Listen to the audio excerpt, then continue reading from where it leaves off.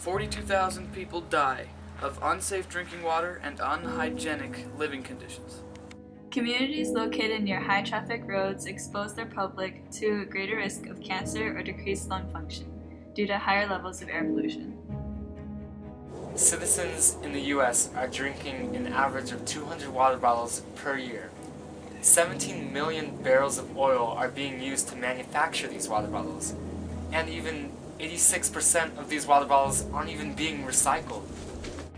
Air pollution is an upcoming threat to the United States. It affects everyday people across the nation. If we do not give air pollution enough attention now, it can grow exponentially. From these facts, we believe that progress on the protection of air, health, water, and fossil fuels through legislative support can increase the sustainability of natural resources and life. The reason why things aren't being done now is because Congress is attempting to delay legislation that will protect air, health, water, and fossil fuels without legislative support.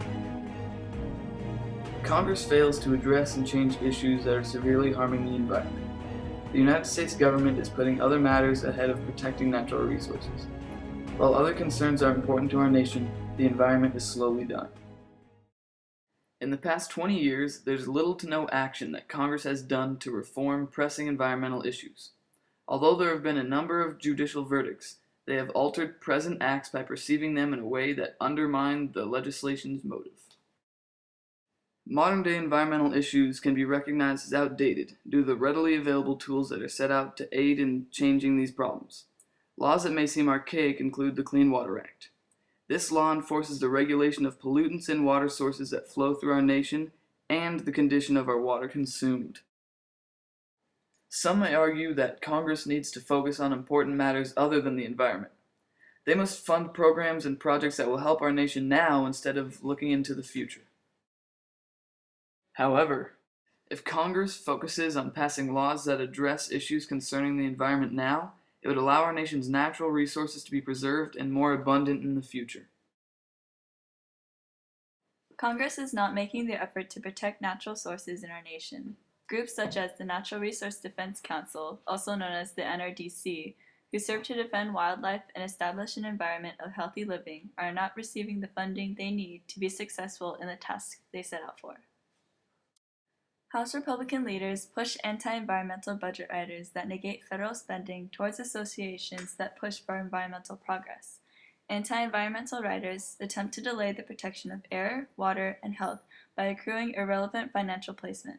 If they achieve their goals, generations of environmental advancements would be lost.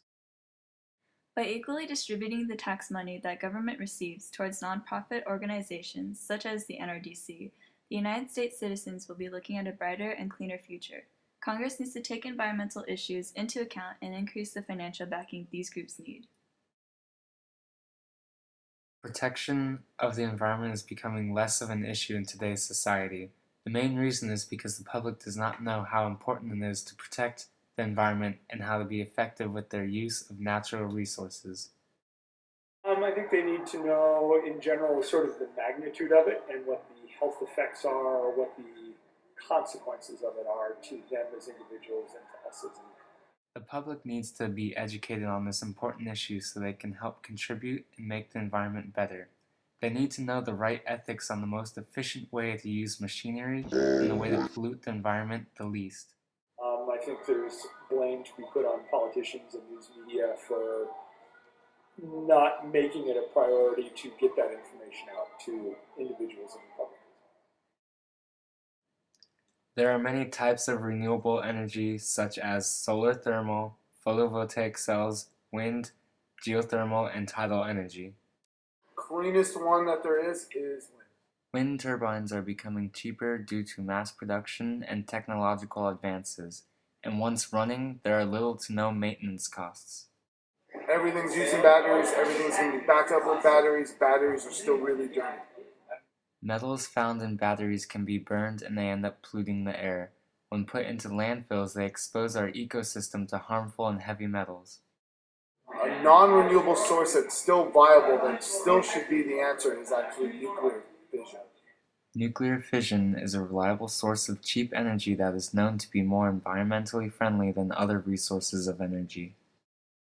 And we have not actually built a nuclear power plant in 50 some years.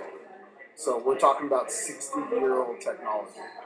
The new types of technology, the new ones out there are a lot better, a lot more efficient, no waste or minimal waste.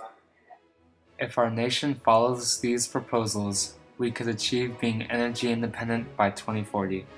Here's the consumption versus production graph, Mr. Szyminski, that you were just talking about. In the period from around 1980 to now, energy demand was actually rising fairly sharply, but production was fairly flat. Now we've almost reversed those trends. Energy demand is still going up, but not at the high rate that it was in the historic period. But now production is rising at a fairly significant gain. So we've actually, over the last few years, have seen an inflection point in this data. If Congress manages to amend their approach on legislation, funding, and public education by enforcing the protection of air, health, water, and fossil fuels, environmental progress can be made and natural resources will be preserved for our nation's future.